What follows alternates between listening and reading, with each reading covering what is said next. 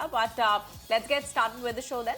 Yes, absolutely. And on the technicals, we are now joined by Osho Krishnan, who is the Chief Manager, Technical and Derivative Research, Angel One, joining us. Hi, good afternoon, Osho, and thank you so much for joining us. Let's talk about the first stock for the day, and that's Laurus Labs. Citi is maintaining a sell call on Laurus Labs, and the target price that they have said is 590 rupees. They feel that the company is aggressive capex plans of spending billion rupees annually over the next few years. Now, the order book and the deal pipeline is healthy. The company is not onboarding too many new customers. Company is now working with 7 of the 10 leading pharma companies and witnessing an increase in the number of projects from the existing as well as the new clients. The CDMO sales should increase from 30 to 50% in the next 5 years. They also feel that the company is building capacities in the new segments like peptides and ADCs, but the company will continue to invest increasingly in the capacities, and it remains prepared for the opportunities too.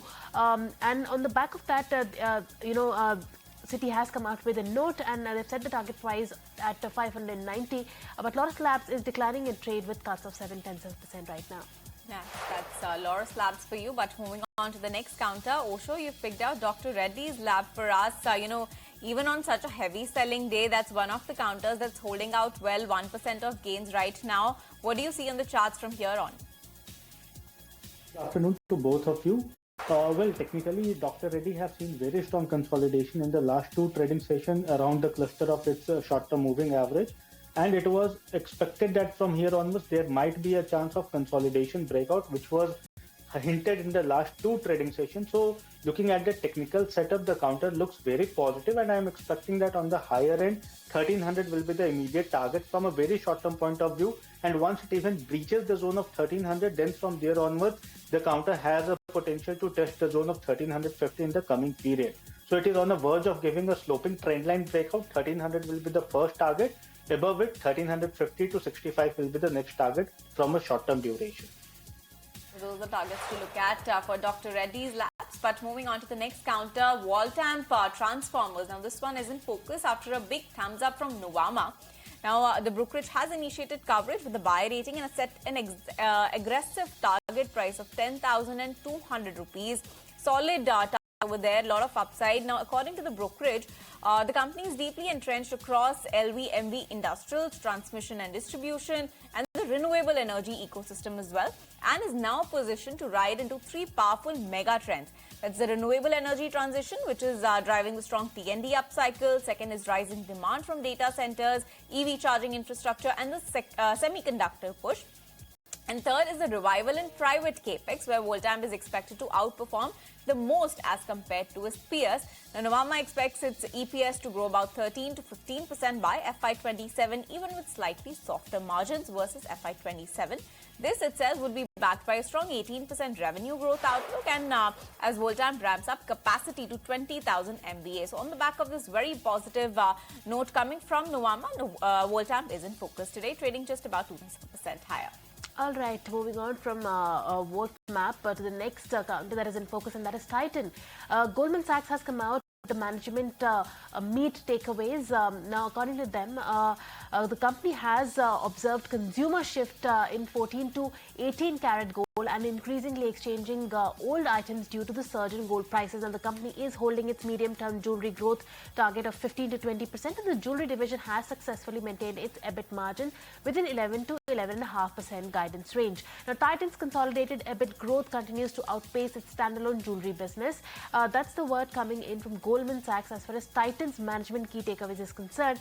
Right now, Titan is also reeling under selling pressure like the rest of the market. It is trading with cuts of 0.2%. That's right. So Titan is trading lower despite that latest development. But moving on to the next counter, HUL Osho, that's the one that you have picked out. This one also holding up pretty well, about 0.4% gain right now, despite the market being witnessing so much of profit booking. Where do you see the stock headed from here on? Technically, this counter has seen decent correction from the highs of nearly 2,700 towards 2,400. But in the past 2 weeks, there has been very strong consolidation on the daily time frame chart. And historically, the zone of 2,400 has provided very strong cushion in the previous period. So I'm expecting that in a short-term period, there is a strong possibility for a resurgence in the counter towards the zone of 2,560 to 2,580. And from short-term traders' point of view, one can look for accumulation in this counter at current levels. 2560 will be the first target from short-term perspective, while on the lower end, the support is very nearby, so risk reward seems very favorable, and it is advisable to start accumulating the counter from short, even from medium-term point of view.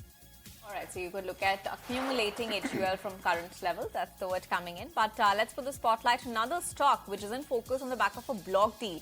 Bajaj Housing Finance. Now, nearly 22 crore shares changed hands in 27 block trades today. That's totaling a massive 1900 crore rupees nearly. The stock, in fact, on the back of this development, slipped to a 52-week low. It has recovered from those levels, but still trading more than 7% lower right now.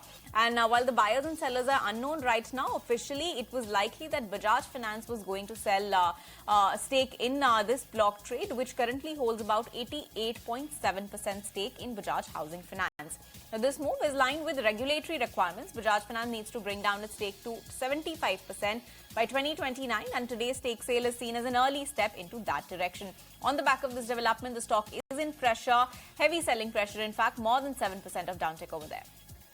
All right, moving on then to the next counter is PolicyBazaar is what you have picked out for us. So, should tell us on the charts, what do you see, what are the levels to watch out for PolicyBazaar? There has been decent movement in PolicyBazaar in the last couple of trading weeks.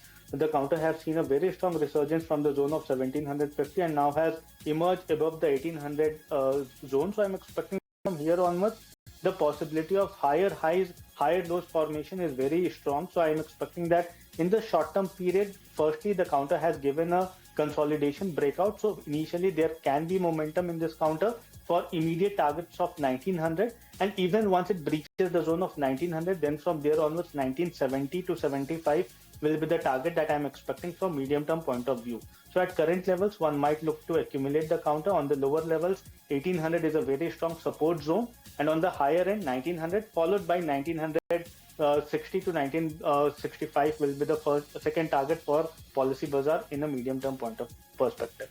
All right, so those are the levels to watch out for PolicyBazaar. But that was the last stock of the day. Thank you, Osho, for joining us and giving us all your stock picks.